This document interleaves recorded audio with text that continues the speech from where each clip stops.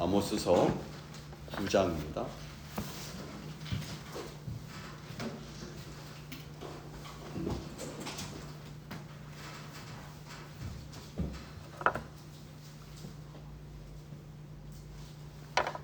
아모스서 9장, 오늘은 5절에서 10절까지 말씀 드리겠습니다.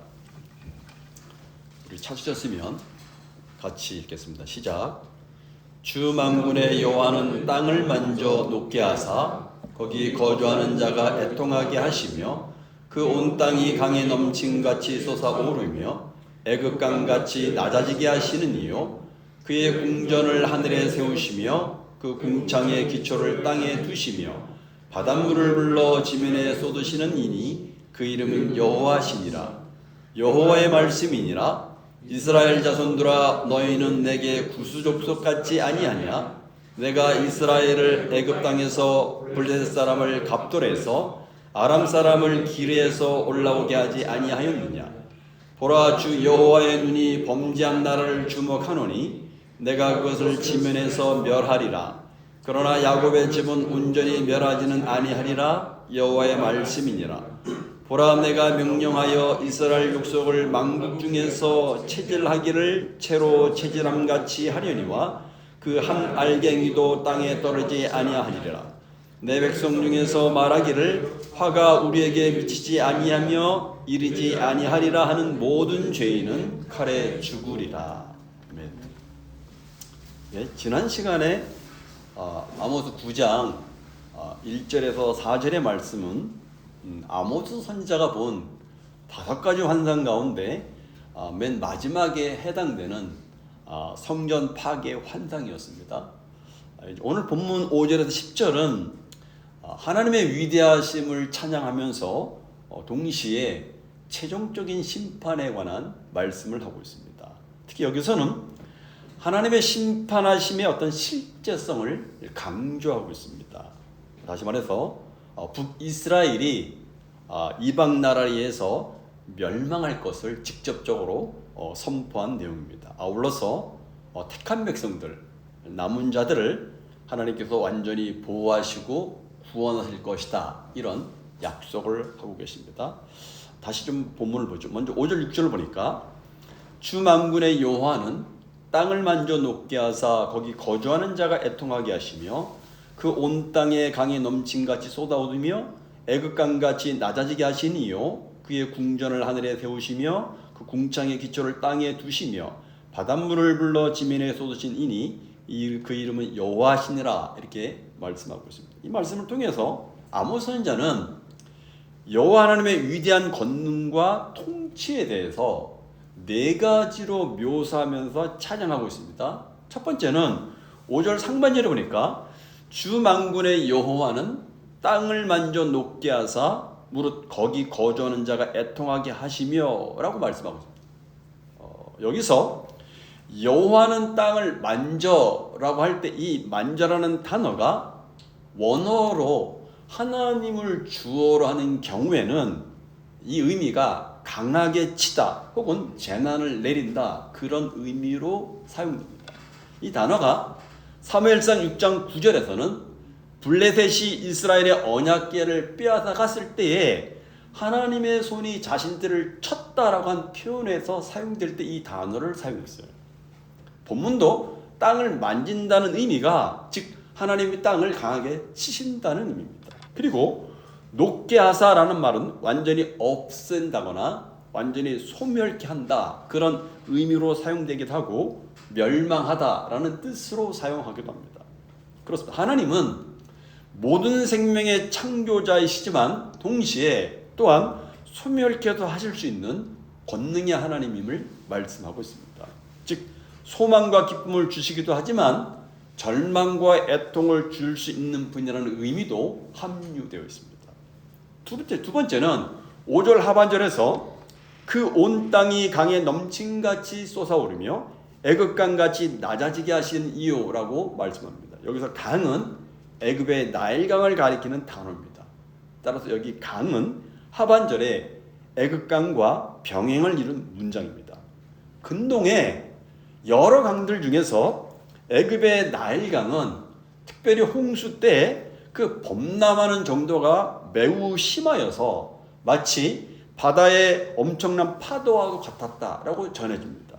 우기에 급속히 불어난 이 강물이 솟아올라서 나일강 주변을 모두 물로 뒤덮기도 하고 가뭄 때에는 강바닥을 드러낼 만큼 수위가 낮아지기도 했습니다. 이것은 인간 개인이나 국가이든 높아지게 하시는 이도 하나님이시고 낮아지게 하시는 이도 하나님이심을 말씀을 하고 있는 내용입니다. 세 번째는 6절 상반절에 보면 그의 궁전을 하늘에 세우시며 그 궁창의 기초를 땅에 두시며 바닷물을 불러 지면에 쏟으시는 이니라고 합니다. 여기서 그 궁전으로 번역된 히브리어 마엘로토는 문자적으로 층계나 계단을 가리키는 단어입니다. 따라서 그 궁전을 하늘에 세우시며 라는 이 말씀은 하늘의 궁전을 만들었다 그런 뜻이 아닙니다. 그보다는 하늘을 아름다운 세 층의 구조로 만드셨다고 하는 그런 뜻으로 이해하는 것이 문자적인 의미보다 적합합니다. 왜냐하면 그 당시 본래 히브리인들은 하늘이 세 개 층으로 이루어진 것으로 인식했습니다. 첫째 하늘은 대기권을 가리키고 두 번째 하늘은 대기권을 넘어서 무한한 우주로 인식을 했고 그보다 높은 곳 셋째 하늘은 하나님이 거하시는 곳으로 믿고 있었어요. 즉 이런 하늘을 설계하시고 창조하신 이가 하나님이라는 사실을 찬양하는 것입니다. 그리고 여기 궁창은 당시 히브리인들은 이 궁창이 하늘에 있는 엄청난 물이 한꺼번에 쏟아지지 않도록 떠받치는 역할을 하는 것이라고 생각을 했어요. 그리고 매우 높은 산들이 그 궁창이 땅에 내려오지 못하도록 떠받치고 지탱하고 있었다라고 히브리인들은 생각을 했어요. 그래서 여기 궁창의 기초를 두시며 라는 표현이 바로 그것을 말해줍니다. 따라서 이는 그 당시 히브리인들의 일반적인 인식을 반영한 그런 표현으로 우리가 이해할 수 있습니다. 역시 하나님의 위대하신 능력을 찬양하고 있는 것입니다. 계속해서 바닷물을 불러 지면에 쏟으신 이라는 말입니다. 자연계의 법칙을 설계하시고 운용하시는 하나님을 나타내고 있습니다. 실제 여러분 이 궁창의 물은 바닷물이 올라가서 쌓여서 만들어지는 것이죠. 그것이 지면에 쏟아져서 비가 돼서 쏟아져서 모든 생물들이 살아나게 되는 거죠. 이런 원리에 대해서 욥기서에 보면 이런 말씀이 기록되어 있습니다. 욥기 36장 26절 이해 보니까 하나님은 높으시니 우리가 그를 알 수 없고 그의 횟수를 헤아릴 수 없느니라. 그가 물방울을 가늘게 하시며 빗방울이 증발하여 안개가 되게 하시도다. 그것이 구름에서 내려 많은 사람에게 쏟아지느라 라고 표현했습니다. 이 말씀 역시 하나님의 지혜와 능력을 찬양하는 것이죠. 마지막 네 번째로 6절 하반절을 보니까 그 이름은 여호와시니라 이렇게 말합니다. 여호와는 하나님의 고유 명사이죠. 계시와 은혜와 언약의 하나님이심을 나타냅니다. 특별히 여기서 여호와라는 이름이 강조되는 것은 이스라엘을 선민으로 선택하시고 그들과 언약 관계를 맺으신 하나님이심을 강조하기 위함입니다.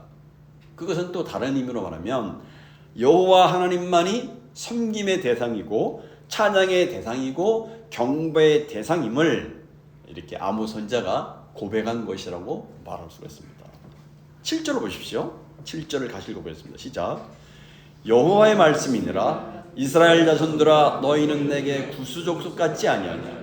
내가 이스라엘을 애굽 땅에서 블레셋 사람을 갑돌에서 아람 사람을 기르에서 올라오게 하지 아니하였느냐. 앞에 5절에서 6절의 말씀은 하나님의 위대한 권능과 능력에 대한 찬양을 했었습니다. 그런데 이어진 본문은 내용이 완전히 뒤바뀌어서 그처럼 위대하신 하나님 앞에 북이스라엘의 선민의 고유 가치가 완전히 소멸되었음을 지적을 하고 있습니다. 그래서 7절 상반절 보니까 여호와의 말씀이니라 이스라엘 자손들아 너희는 내게 구수족족 같지 아니하냐라고 말합니다. 하나님께서 당시 북이스라엘을 구수족속과 동일시하시는 말씀입니다. 구수족속은 아프리카 에디오피아 사람들로서 본래 창세기 10장 6절 이하에 보니까 함의 후손들이었어요. 그런데 아모스 당시 구수는 애굽의 남부까지 지배할 정도로 굉장히 번성을 했던 그런 상황이었습니다. 그런데 이스라엘은 대대로부터 이들이 노아로부터 저주받은 함의 자손이라는 이유로 그 어떤 이방인들보다 구수족속을 멸시하였어요. 거기에다가 그들은 검은 피부를 가진 인종이었어요. 그렇기 때문에 더더욱 경멸의 대상이 되었어요. 그런데 그러한 구수족속과 그 당시 북이스라엘이 동일하다 하나님이 말씀하고 있습니다. 따라서 이것은 당시 북이스라엘이 선미로서의 고유한 가치를 완전히 상실했다는 것을 지적하고 있는 말씀입니다. 아울러서 하나님의 심판의 당위성을 나타내는 말씀이기도 합니다. 7절 하반절 보니까 내가 이스라엘을 애굽 땅에서 블레셋 사람을 갑돌에서 아람 사람을 기레에서 올라오게 하지 아니하였느냐라고 말합니다. 이것은 하나님께서는 이스라엘을 애굽에서 불러내신 것처럼 블레셋 사람을 갑돌에서 그리고 아람 사람을 기레에서 불러내었다. 이것을 상기시켜주고 있습니다. 이 말씀하시는 게 뭐냐면 하나님께서 북이스라엘 백성들에게 너희가 출애굽을 했다고 해서 대단하게 생각하고 있지만 그것은 너희에게만 유일하게 주어진 일이 아니었다 말씀을 하시는 거예요. 출애굽 사건은 유일무이한 사건이 아니라는 겁니다. 이스라엘의 출애굽과 같은 역사가 다른 이방 나라들에게도 주어졌다라고 말씀하시는 거예요. 그 신뢰가 오늘 본문에 두 가지로 제시되는 거죠. 하나는 블레셋 사람을 갑돌에서 올라오게 하셨다라고 말합니다. 여기 갑돌은 에게 남단의 그레데 섬을 가리키는데 이것은 블레셋 사람들의 발상지였습니다. 그런데 이들을 육지로 올라오고 계신 이가 하나님이셨다라고 말합니다. 그리고 또 하나 아람 사람을 기르에서 올라오게 하셨다라고 말합니다. 기르는 본래 아람 족속의 조상들이 살았던 지역입니다. 아모스 1장 5절에 보면 역시 저들을 번성케 하신 이도 역시 하나님이라는 사실을 말씀하고 있습니다. 이것은 하나님께서 이스라엘 백성들에게 구원의 은총을 베풀어 주셨던 것처럼 이방 나라들에게도 똑같은 은혜를 베푸셨다는 표현입니다. 여러분, 하나님은 역사를 주관하시는 분이십니다. 모든 민족의 이동에는 반드시 하나님의 섭리가 있었어요. 이스라엘이 애굽에서 이 블레셋의 갑돌에서 그들에 대해서 아람 사람이 기레에서 올라온 것은 하나님의 계획이었어요. 아무도 하나님의 계획을 막을 수가 없었어요. 하나님께서 이 말씀을 하신 이유가 뭡니까? 블레셋이나 아람은 하나님의 백성들이 아니었어요. 그렇게 저들은 그렇게 베풀어 주신 은혜에 대해서 감사하지도 않고 돌의 우상을 섬기며 살았던 거죠. 그런데 북이스라엘은 하나님의 선민으로 선택하고 약속된 민족이었어요. 근데 그들과 똑같다는 겁니다. 즉 블레셋이나 아람 사람들이 하나님의 은혜를 모르고 사는 것처럼 너희가 그들과 무엇이 다른 것이 있느냐라고 반문하시는 거예요. 여기서 하나님이 말씀하시는 것이 무엇입니까? 이스라엘 백성들에게 있어서 출애굽 자체가 중요한 것이 아니라는 거예요. 중요한 것은 이스라엘이 하나님의 은혜를 깨닫고 하나님의 뜻대로 살고 하나님을 잘 섬겨야 한다는 것입니다. 그런데 은혜를 모르는 블레셋과 아람 사람들처럼 너희들이 그렇게 살고 있지 않느냐 이렇게 지적을 하고 계십니다. 계속해서 8절에서 10절은 마지막 하나님의 심판의 최종 선언과 의인과 악인을 구별하는 그런 말씀을 하고 있습니다. 8절을 다시 보겠습니다. 8절 1절 시작. 보라, 주 여호와의 눈이 범죄한 나라를 주목하노니 내가 그것을 지면에서 멸하리라. 그러나 야곱의 집은 온전히 멸하지는 아니하리라. 여호와의 말씀이다. 여기 범죄한 나라는 1차적으로 북이스라엘을 가리킵니다. 범죄하였기 때문에 당연히 진멸을 받아야 되죠. 그러나 야곱의 집은 온전히 멸하지 아니할 거라고 말합니다. 그렇다면 북이스라엘이 다 범죄하였기 때문에 다 진멸당해야 되는데 왜 야곱의 후손은 온전히 멸하지 아니하시는 것입니까? 그것은 하나님 자신의 언약을 이루기 위해서입니다. 아브라함과 이삭과 야곱에게 언약하신 바를 이루시기 위해서 다 진멸하지 아니하시고 남겨두실 것임을 말씀하고 있습니다. 9절에 보십시오. 같이 읽어보죠. 시작. 보라, 내가 명령하여 이스라엘 족속을 만국 중에서 체질하기를 채로 체질함 같이 하려니와 그 한 알갱이도 땅에 떨어지지 아니하리라. 이것은 곡식을 체질하는 비유를 통해서 택하신 백성들, 남은 자들을 반드시 보호하고 구원하실 것이라는 약속입니다. 농사를 하면서 이 체질을 하는 것은 쭉정이나 다른 이물질을 날려보내고 알곡을 가려내기 위해서입니다. 아울러 하나님께서 심판을 하시는 것도 사실 알곡과 쭉정이를 가르시는 역사라고 말할 수 있죠. 채로 체질을 하면 겨는 날아가지만 알갱이는 남습니다. 알곡과 같은 남은 자가 있다고 말씀하시는 거예요. 하나님께서는 이들을 보호하실 것이라고 말씀하십니다. 하나님의 심판은 체질의 성격과 같다는 거예요. 그래서 하나님의 언약 백성으로서 살고 있는 사람들을 보호하실 것이라고 말씀하십니다. 심판 중에도 하나님의 은혜는 계속 이어지고 있음을 말씀하시는 겁니다. 마지막 10절을 보겠습니다. 같이 읽죠. 시작. 내 백성 중에서 말하기를 화가 우리에게 미치지 아니하며 이르지 아니하니라 하는 모든 죄인은 칼에 죽으리라. 이 말씀 역시 1차적으로 북이스라엘을 염두에 두고 하신 말씀입니다. 이 말씀에서 보면 당시 북이스라엘은 자신들에게는 결코 화가 미치지 않을 것이라고 확신하고 있었던 것을 알 수 있습니다. 그것은 아마도 아마샤와 같은 거짓 제사장들이 그렇게 예언을 했었기 때문일 것으로 봅니다. 걱정하지 마. 그런 심판, 재앙 있을 수가 없어. 평안할 거야. 하나님이 우리를 도와주고 계셔. 축복이 계속해서 백성들에게 사실 아모스 선지의 말을 듣지 못하도록 거짓된 메시지를 계속해서 전해요. 이스라엘 역사 속에서 거짓 선지자들은 언제나 평안을 말했습니다. 특히 지금 북이스라엘은 정치적으로, 경제적으로, 종교적으로 안정을 누리고 있는 시기입니다. 우상을 섬기지만 단과 베델에서 종교 행사를 하고 있고 국제 정세가 이스라엘에게 유리하게 돌아가서 영토를 넓히고 경제가 부흥하고 있으니까 그들은 하나님이 우리를 주시는 축복이라고 그들은 확신을 하고 있어요. 그러나 이미 말씀드린 것처럼 힘 있는 자들, 권세 있는 자들은 가난한 사람들을 엄청나게 착취를 하고 그들을 학대를 했어요.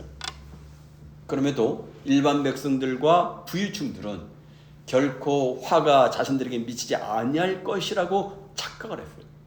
근데 오늘 말씀합니다. 그러나 그들에게 하나님의 심판이 임할 것이라고 말씀합니다. 여기까지가 오늘 본문의 말씀인데 사실 이 말씀을 보면서 우리가 함께 좀 이렇게 고민하며 이렇게 좀 나누고 싶은 것은 우리는 하나님의 자녀라는 생각으로 죄를 짓는 것을 쉽게 여기고 스스로 면죄부를 주어서 죄를 짓는 것에 관해서 정당화해서는 안 된다 하는 부분을 우리는 이 말씀을 통해서 교훈을 받게 됩니다. 다시 10절을 보십시오. 내 백성 중에서 말하기를 화가 우리에게 미치지 아니하며 이르지 아니하리라 하는 모든 죄인은 칼에 죽으리라 말씀하십니다. 그렇다면 여러분, 하나님의 심판의 칼에 죽지 않을 자, 하나님께서 남기시는 자는 어떤 사람들입니까? 이 말씀을 반대로 말해서 화가 우리에게 미치는 것이 마땅하다. 나는 화를 당해 죽어 마땅한 죄인이라고 고백하는 사람들. 이 고백을 하는 사람은 주님의 십자가를 바라보고 그 십자가로 달려가지 않을 수 없을 것입니다. 하나님께서 남기시는 자는 바로 십자가에서 주님과 함께 죽은 자를 말합니다. 내가 십자가에서 죽었음을, 세상에 대해서 죽었음을 말합니다. 세상에 대해서 죽었음을 말합니다. 더 이상 세상이 주는 기쁨이 내 기쁨이 아니고 세상이 주는 슬픔이 내 슬픔이 아닌 자라는 것입니다. 이스라엘이 선민으로서 우쭐하고 자랑했지만 자신을 바로 깨달지 못하는 한 하나님 앞에서 그들은 구수인과 다를 바가 없었습니다. 그러나 참 선민은 죽어 마땅한 존재인 자신을 날마다 보는 사람이고 그 비참한 자신을 품에 안으시고 보호하시는 하나님을 발견하는 사람입니다. 하나님께서 나를 택하셨음에 나는 날마다 나를 보기 위해서, 그리고 날마다 주님 품에 안기기 위해서 말씀 앞으로 나아가는 사람, 십자가 앞으로 나아가는 사람들입니다. 그러므로 종말에 나타난 하나님의 백성인 교회는 자기 힘과 능력을 자랑하거나 의지하는 사람들이 모이는 곳이 아닙니다. 심판을 받아야 즉기 마땅한 사람들이라는 것을 인식하고 대신 십자가에서 피 흘려 죽으신 주님의 택하심과 그분의 궁일과 자비로 인해서 살아가는 존재라는 사실을 고백하는 사람들이 모이는 곳이 교회입니다. 신자인 우리는 조상의 은덕도 자신의 공덕도 아닌 오직 십자가의 은혜로 사는 사람들입니다. 택함받은 우리가 할 일은 주님 앞에 나아가 죽어 마땅한 죄인임을 고백하고 주님의 자비와 긍휼을 구하는 것뿐입니다. 매일 매순간 하나님의 은혜와 자비와 긍휼이 아니면 나는 살 수 없는 존재입니다. 이것을 고백하는 사람들이 신자이고 그런 사람들이 모임이 교회 공동체입니다. 오늘 저녁에도 주님 앞에 나가 주님의 자비와 긍휼을 구하시는 시간이 되기를 바랍니다. 기도하겠습니다.